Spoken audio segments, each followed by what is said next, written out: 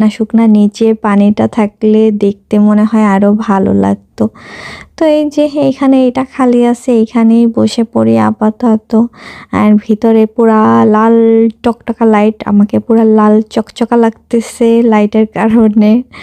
তো ভালোও লাগতেছে এত দূর আসার পরে। তো অর্ডার দিয়েছি, আমি একটা চটপটি অর্ডার দিয়েছি আর আমার হাজবেন্ডের জন্য একটা লাচ্ছি অর্ডার দিয়েছি, কারণ সে অন্য কিছু খাবে না। আর আমার কেন যেন একটু ঠান্ডা ঠান্ডা চটপটি, মানে ঠান্ডা ঠান্ডার ভিতরে একটা গরম গরম চটপটি খেতে মন চাচ্ছিল। লাচ্ছিটাও মোটামুটি ভালো, খারাপ না।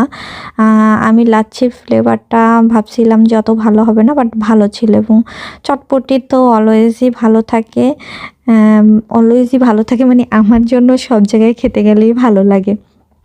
তো তারপরে আমি একটা কফিও খেয়ে নিয়েছি, কারণ আমার কেন যেন একটু ঠান্ডা ঠান্ডা লাগতেছিল। তো এর জন্য তো কফি খেলাম, লাচ্ছি খেলাম, চটপটি খেলাম। মোটামুটি খাবার যে আশা করেছি তার থেকে ভালো হয়েছে, কারণ আমি মনে করেছি এদিকটা একটু অনেক দূরে, তো শহর থেকে এখানে শেফ কেমন হবে বা খাওয়া দাওয়ার লাচ্ছি বা কফি কেমন বানাবে, ওরা পারবে কি না, যেটা সত্যি কথা। এখন বলতে পারেন অনেকে যে গ্রাম দেখে কি না ভালো না, হ্যাঁ ভাই, গ্রাম দেখে ভালো নাও হতে পারে। অনেক সময় অনেক জায়গায় এনভায়রনমেন্ট ভালো হয় কিন্তু খাবার দাবার ভালো হয় না। বাট আমি যে 3টা আইটেম নিছি আমার কাছে অনেক ভালো লাগছে, অনেক মনে হচ্ছে যে না, এত দূর আসার পরে একদম না খেয়ে যাওয়া যাবে না। ওকে, আসবেন, ঘুরবেন, এইটুক জিনিস খেয়ে যাইতে পারবেন। তারপর কি, রাত হয়ে গেছে, আমরা বিল টিল পে করে বের হয়ে যাচ্ছি। খুবই ভালো লাগছে। এখানে কি নিয়ে যেন আমার জামাইয়ের সাথে হাসাহাসি করতেছি। ও, ওইখানে যে বিল নিতেছিল ওনার ফোনের স্ক্রিনে ওনার মায়ের সাথে পিকচার, আমার জামাই সেই পিকচার দেখে আমার মায়ের সাথে নাকি একদম সেম মিলে গেছে। তো সে খুব বলতেছে, ভাই এক্সকিউজ মি, কিছু মনে করবেন না, ওই পিকচারটা কি আপনার মায়ের?